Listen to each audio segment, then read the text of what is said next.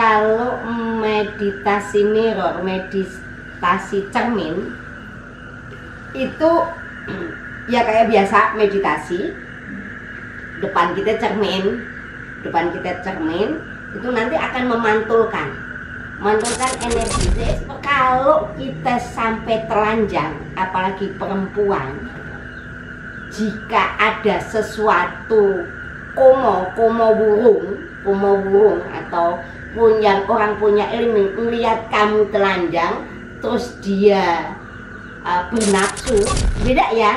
Kalau tembaga itu energi yang menghantarkan panas, tapi kalau cermin itu memantulkan dari diri kita.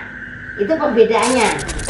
Tapi nanti kalau sudah dia dikasih kekuasaan terus melenceng, kalau yang saya pelajari ya ada SP tadi, SP1, SP2, SP3. Kalau dia masih melenceng ya udah sendal mayang gitu. Sendal mayang itu apa? Apakah jiwanya? Seperti yang waktu meditasi di sini, cara melipat waktu. Nah ini kok perasaan baru 5 menit, ternyata setelahnya sudah 1 jam.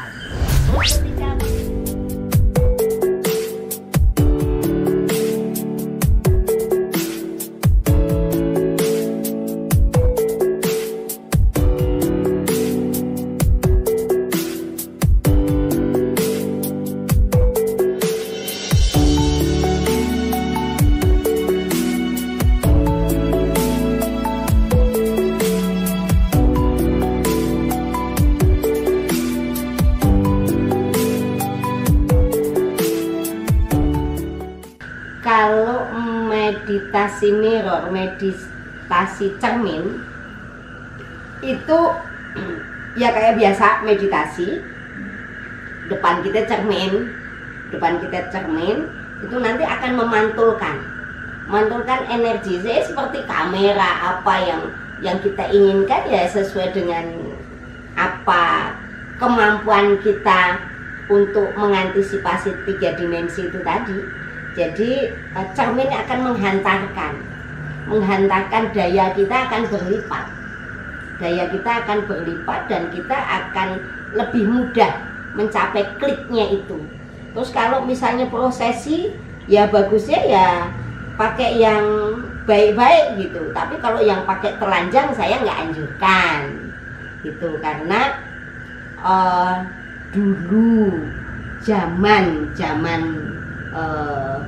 kita di tutur tinular itu, kalau kita sampai telanjang, apalagi perempuan, jika ada sesuatu komo burung atau orang punya ilmu melihat kamu telanjang terus dia bernafsu sampai meneteskan air mani, itu akan menimbulkan braholo itu manusia yang berkarakter jahat. Itu karena dia terangsang oleh ketelanjangan kita itu gitu. Itu zaman dulu itu kalau tutur tinular itu ini pernah ada terjadi. Kita mengamalkan sesuatu keilmuan, termasuk Dewi Sukaisi itu ya ceritanya panjang itu ya. Itu dia bermeditasi telanjang, kemudian ada salah satu dewa yang terpesona hingga meneteskan mani, terus akhirnya menjadi Batara Kala, jadi kala lah gitu dan lain. Nah itu ada nasihat seperti itu. Jadi kita, kalau saya nggak menganjurkan, tetap harus memakai pelindung, terutama perempuan gitu. Jadi entah itu pakai kain kafan atau yang penting pakaian yang bersih, yang nyaman, yang tidak mengganggu, yang kita seret. Nah itu seperti itu. Tapi kalau misalnya sekarang berkembang piramida, harus menggunakan tembaga atau besi kuning atau apa segala macam, ya pengetahuan kita belum ada yang ngasih tahu ke sana. Tapi secara umum itu kan energi menghantarkan panas. Beda ya. Kalau tembaga itu energi yang menghantarkan panas. Tapi kalau cermin itu memantulkan dari diri kita.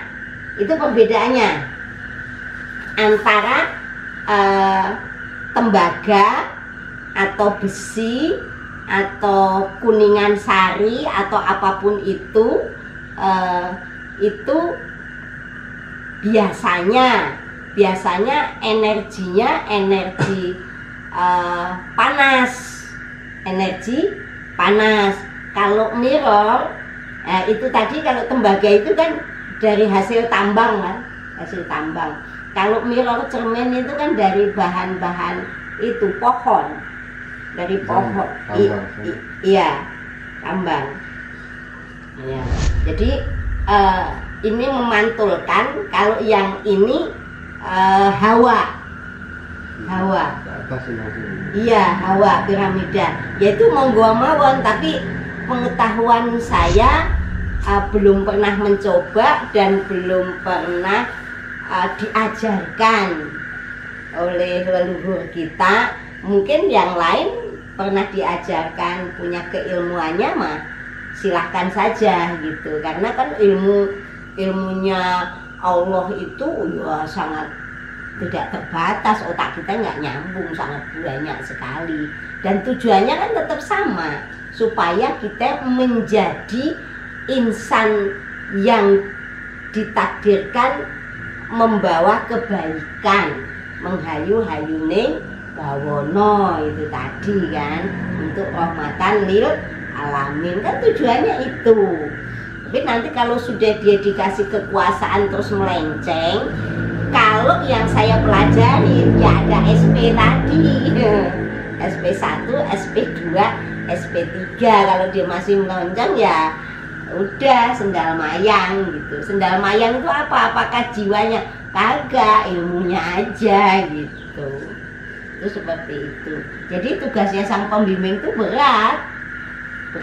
Apakah tahu Bu kalau mulai, lah kan alam semesta ini semuanya ini perangkat yang bisa berkomunikasi, bisa memberikan sinyal gitu. Kalau sudah terbiasa ya connect gitu. Bu, kalau misalnya muridnya ribuan, nah apa salahnya? Kan alam semesta itu dalam genggaman Tuhan yang Maha Esa, Allah penguasa alam semesta, yang nggak akan kesulitan. Bagi Allah itu semuanya nggak akan ada kesulitan. Coba fahamin sahadat jiwa. Engsunnya ini loh, masalahnya bukan aku yang lemah, yang jasad dia terkurung ini, bukan, tapi aku engsun gitu. Itu ya punya kekuatan yang luar biasa, tidak terbatas oleh ruang dan waktu.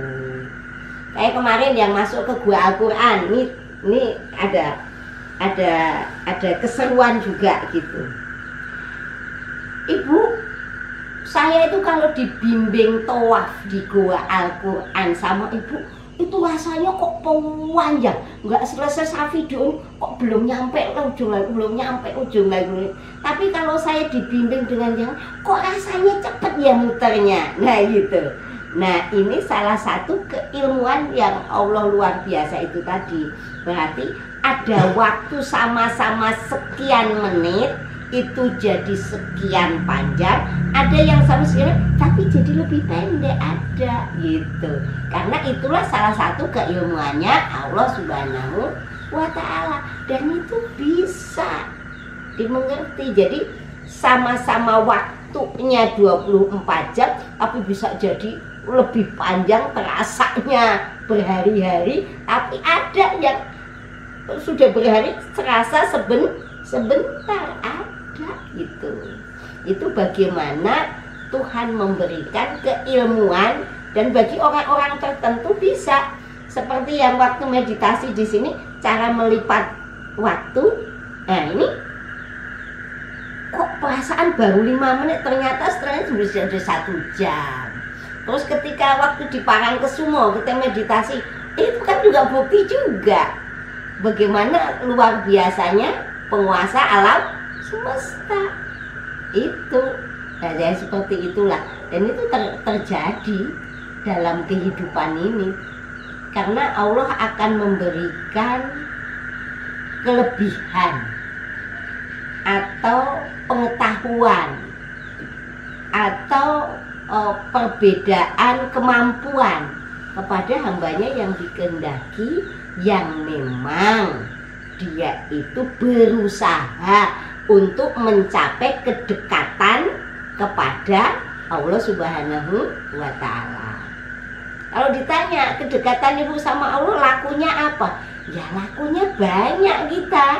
Lakunya yang jelas kita gunakan panca indera kita ini sesuai dengan pakemnya, yaitu yang baik-baik. Itu niat jahat aja jangan, apalagi memang ngelakuin dan sengaja gitu. Kalau ternyata kita jadi nggak baik kan bukan niatnya kita udah hati-hati, udah berusaha gitu, seperti itu. Terus juga kita berusaha baik sangka dengan apapun yang terjadi, walaupun kita dikasih pengetahuan dari Allah, oh ini orangnya jahat nih, jangan itu menghukumin jahat. Karena jahatnya dia udah digiring sama kita, berarti pasti akan ada hikmah yang bisa kita ambil dari kejahatan dia, itu seperti itu. Jadi semuanya akan berjalan apa adanya, itu seperti itu. Terus juga gimana supaya nangkapsinya? Ya lakunya kalau yang diajarkan loh ya puasa. Puasa apa nih? Ya pengen deket aja sama Allah gitu supaya mudah menangkap sinyal. Karena kalau perut kenyang itu biasanya kita cenderung keinginan nafsu yang lebih tinggi daripada kita yang menahan diri dari lapar, dari kesenangan ragawi. Akhirnya yang senang apa? Jiwanya, rohaninya yang senang, karena rohani itu cenderung senang kepada kembali kepada asal muasalnya sang jiwa tadi, itu seperti itu. Jadi ya kita puasa, ya puasa aja gitu. Puasa apa? Ini ya puasa untuk diri supaya kita memahami sang diri pribadi. Puasa ini yang menguasai diri itu supaya kita paham dengan sang diri pribadi, itu seperti itu. Niatnya puasa artinya ya niatnya menguasai diri aja supaya kita paham dengan diri kita, supaya kita mudah menangkap sinyal, itu seperti itu.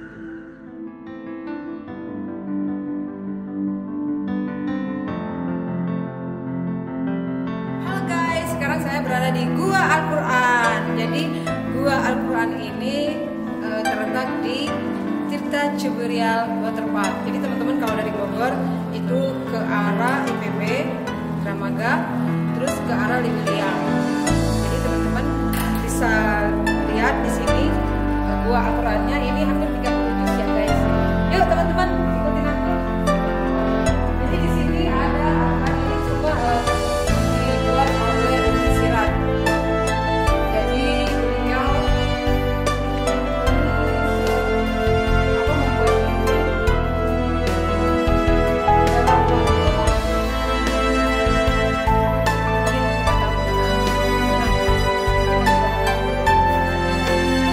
dalam bisa lihat di sini ada Al-Quran, di sini ya di sini persis benar seperti Al-Quran.